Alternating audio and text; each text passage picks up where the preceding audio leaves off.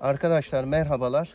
İlkbahar döneminde henüz daha yeterli erkek arı veya dölleme için yeterli kalitede erkek arı bulunmadığından biz ne yapmıştık? Bölme işlemimizi döllenmiş, çiftleşmiş hazır ana arıyla yapmıştık.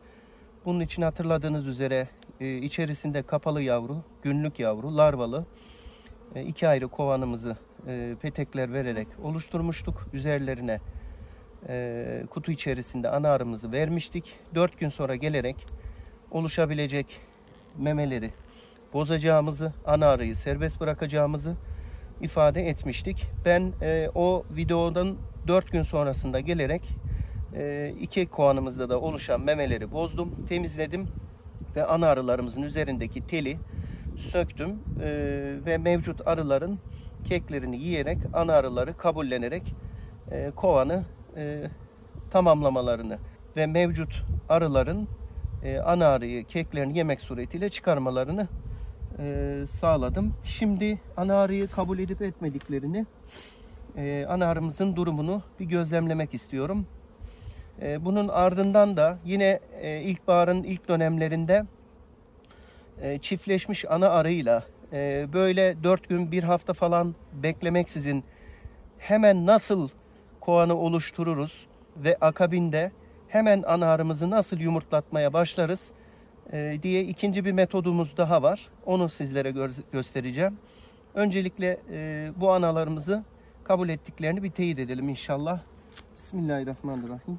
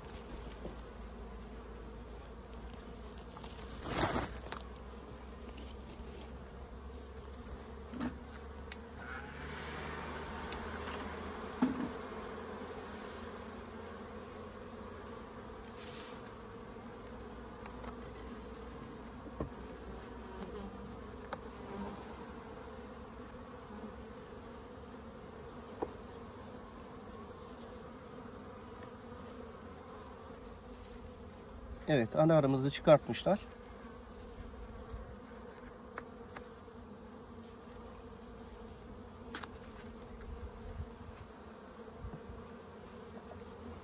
Şimdi ana arımızı bir görelim bakalım.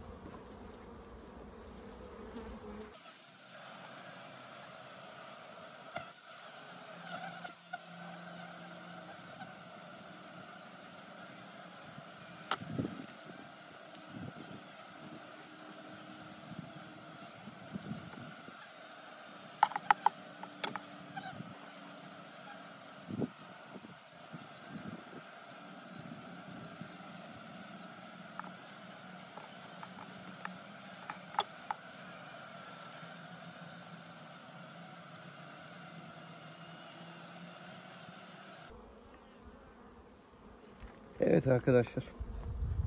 Çok güzel. Bakın. Ana arımız burada.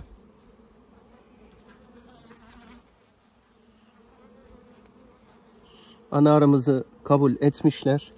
Etrafında nedimeleri oluşmuş. Koruyucu melekleri diyorum ben onlara. Korumaya almışlar. Ana arımızı kabul etmişler arkadaşlar. Bakıcı arılarımız etrafında dolaşıyor.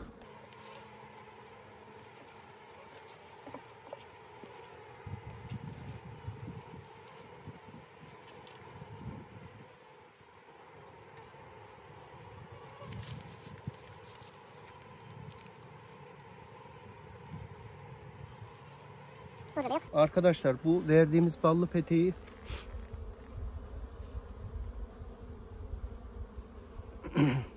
Nüfus fazla olduğu için balını seri şekilde tüketmişler. Birkaç gündür hava yağmurluydu. İçeride kaldıkları için buna çalışmışlar anlaşılan.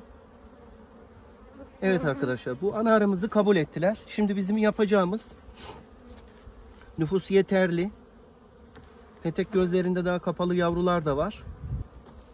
Şimdi biz ana arımızı yavru atmasına desteklemeye yönelik teşvik şuruplamasına başlayacağız ve petek vereceğiz arkadaşlar.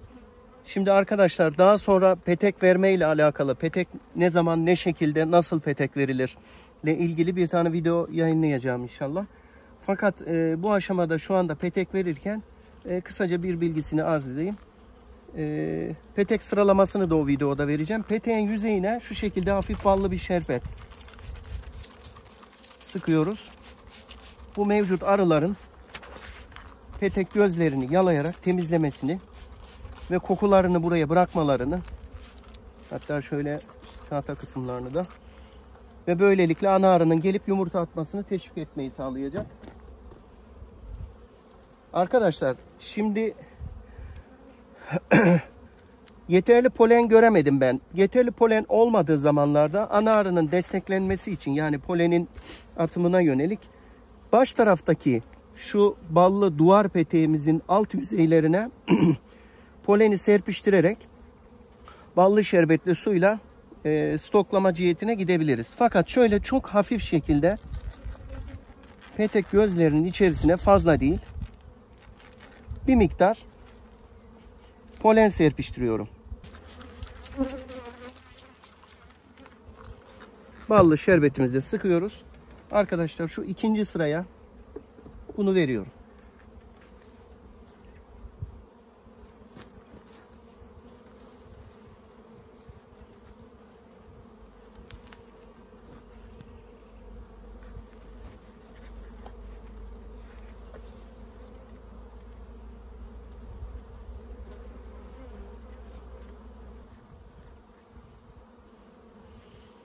Arkadaşlar yine şurupluğumuzu yanaştırıyorum. Teşvik babında ara arımızı artık yavrulamaya teşvik etmek babında bir miktar 2'ye 1 şurubumuzdan veriyorum. Çok fazla olmamak kaydıyla, nüfusuna oranla yetecek kadar. Çok fazla verip de stok yaptırmayacağım o göze. O göze ana arının yavru atmasını istiyorum. O yüzden sadece şerbetle ana arıyı yavru atmaya teşvik edeceğim arkadaşlar. Yine arkadaşlar, yine bu bölme tahtamızı aynı şekilde kapatıyorum. Şu dış kısma da bir tane destekleme babında ballı petek koyuyorum.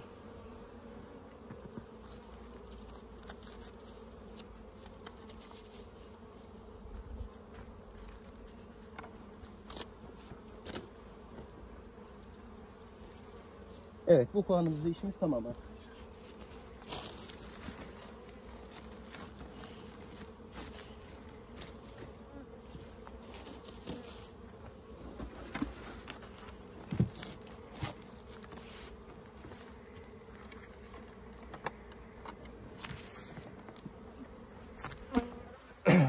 Çıkan arılar da antrenman uçuşundalar. Evet arkadaşlar. İkinci kovanımız hemen yan tarafındaydı. Şimdi ona bakacağız.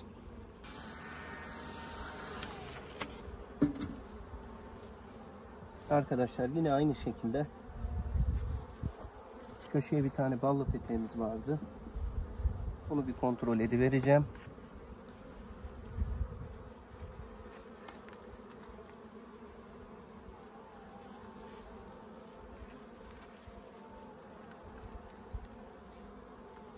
Evet. Bunun balı yeterli. Buna ekstra dışarıdan bal vermemize gerek yok.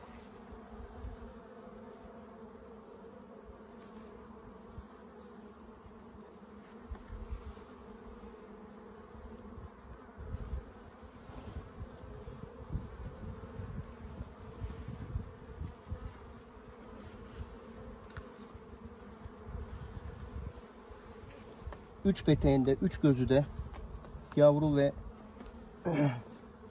stokla dolu. O yüzden bir tane boş petek vereceğim. Yine bunu vermeden evvel şu şekilde ballı şerbetimle şerbetliyorum arkadaşlar. Arıların temizlemesi, ana arının yavru atmasını teşvik etmek babında. Bir miktar çok hafif. Şöyle gözlere polen koyuyorum. Ve ikinci sıraya yerleştiriyorum. Arkadaşlar şurupluğumuza yine ana arıyı teşvik etme babında şurubumuzu, bir miktar şurubumuzu ilave ediyorum. Fazla olmamak kaydıyla.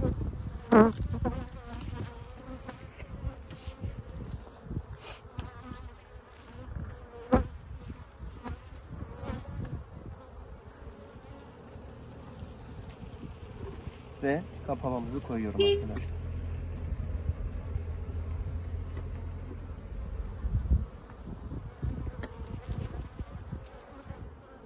Evet arkadaşlar.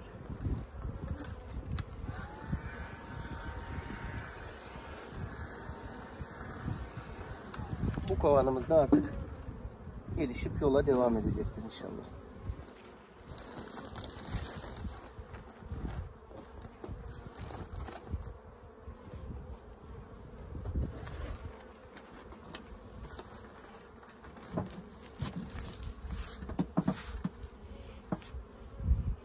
Evet arkadaşlar, ilkbahar döneminde yeterli erkek arının bulunmadığı ilkbaharın başlangıç dönemlerinde ya da erkek arı olsa bile nitelikli dölleme yapabilecek erkek arı olmadığı dönemlerde hazır döllenmiş ana arıyla arı bölme işlemi birinci metodu bu. İkincisi yani siz şunu diyebilirsiniz, ya sonuç 4 gün çıkan memeleri kesmekle, 2 günde ana arının çıkmasını beklemekle 6 gün, 7 gün, 1 hafta kadar bir zaman geçmiş oldu. Ben bunu da beklemek istemiyorum derseniz ikinci bir metot daha var. Onu da sizlere şimdi birazdan göstereceğim inşallah.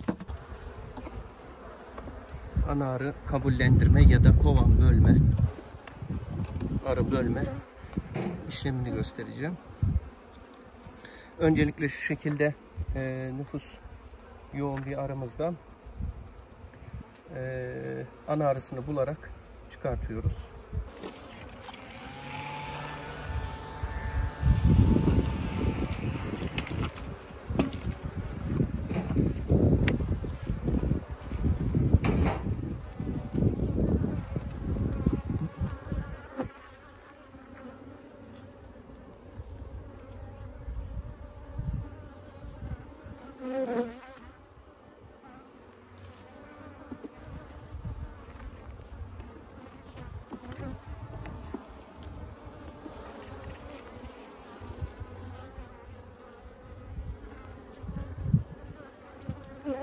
Erkek arılar var.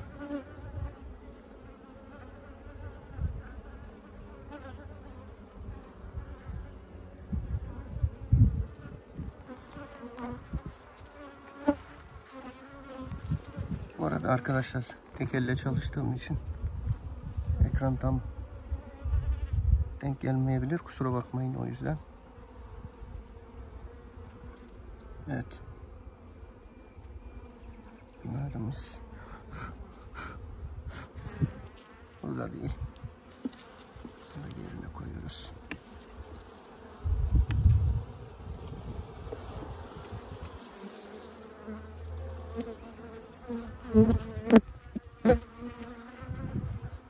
Burada erkek arılar burada da var.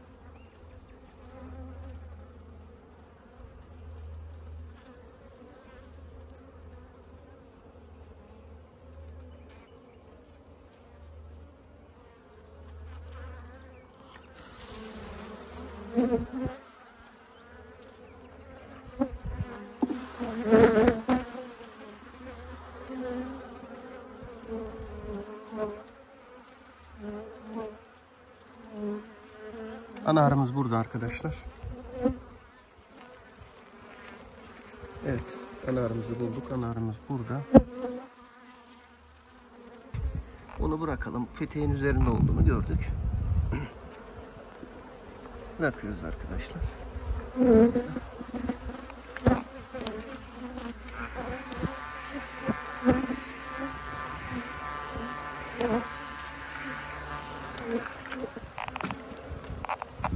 Arkadaşlar hemen diğer kapalı yavrulu petek olmasını tercih edeceğim. Çünkü üzerinde bakıcılar vardır. İşte şöyle bir peteğimizde. Önce bakın. Hafif silkeleyip tarlacıların kalkmasını sağlıyorum. Ardından bu peteğimizi getiriyorum arkadaşlar. Şöyle uç deliği kapalı bir kovanımızı silkeliyorum arkadaşlar. Şimdi bu kovandan tarlacı arılar haliyle çıkacaklar.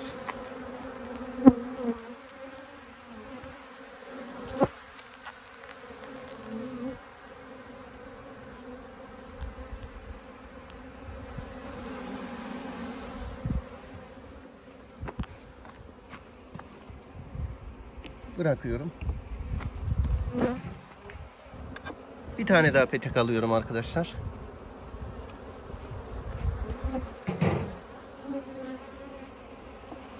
Ana arımı bulduğum için artık güvenli hareket edebiliyorum. Bu peteğimizin de hafif silkeleyerek tarlacıların çıkmasını sağlıyorum. Sonra getirip bu peteğimizi de silkeliyorum arkadaşlar. Yine kovandan tarlacılar uçup eski kovanına geri gelecekler.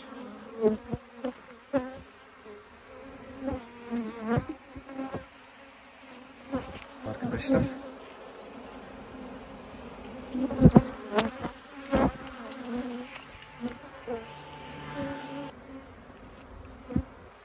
Şimdi arkadaşlar bu arı silkelemek için petek aldığım kovanımızı kapatıyorum. Arkadaşlar bakın bunun içerisinde şu anda tamamen peteksiz, anasız ve tarla arılarının da çıkıp ayrıldığı bakıcı arılar var arkadaşlar. Şimdi kovanımız kapalı. Bak arıların daha hemen ana arı kaybı, ana arı yok fenomeni kesintisinden hemen bakın şöyle yakından çekeyim.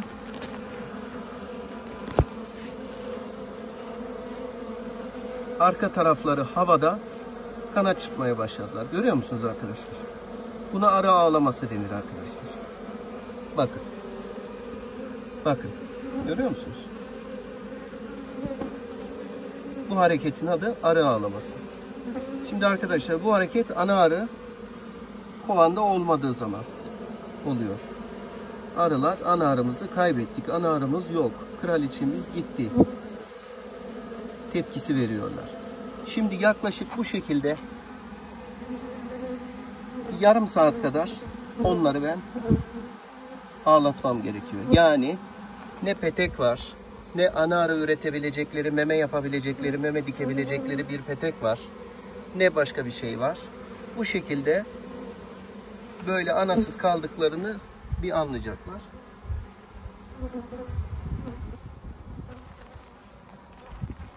Arkadaşlar üzerlerini kapatıyorum.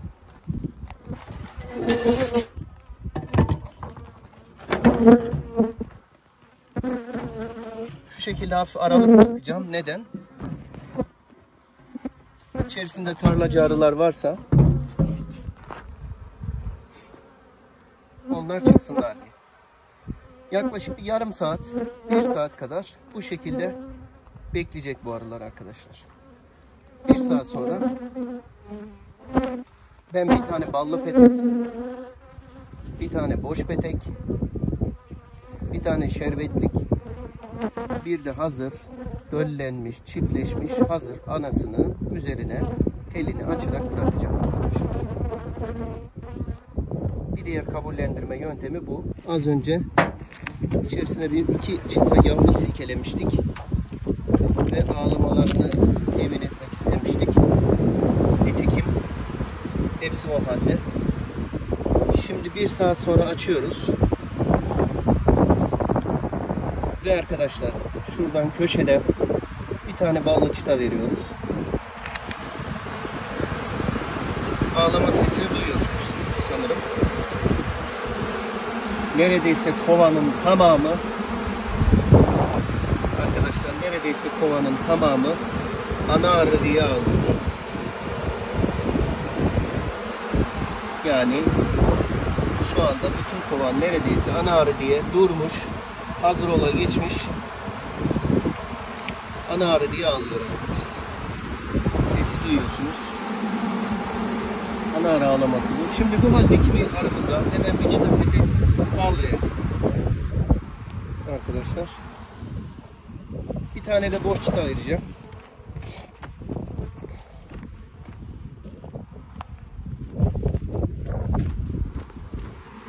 Arkadaşlar bir tane de boş çıta vereceğim. Bu şekilde.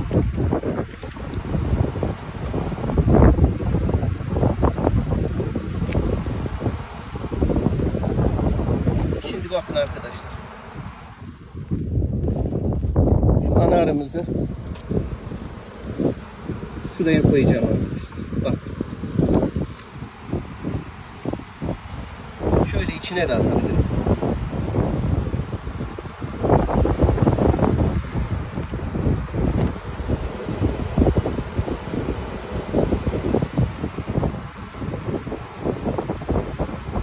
Şu şekilde aralarına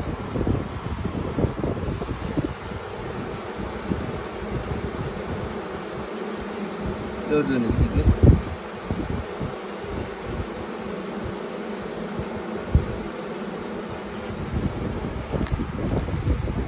şimdi arkadaşlar birazdan ana arının kutusunu saracaklar ve sakinleşecekler.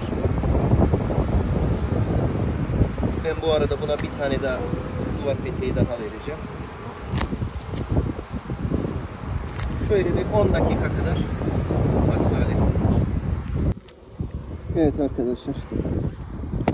Şu şekilde bir tane daha ballı polenli bir petek daha kenara bırakıyorum.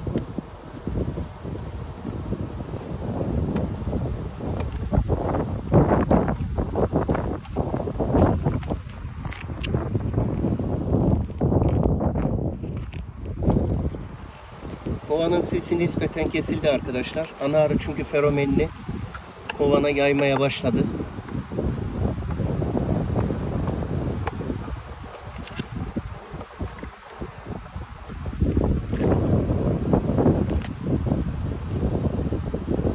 Şimdi kek kısmının üzerine açacağım arkadaşlar.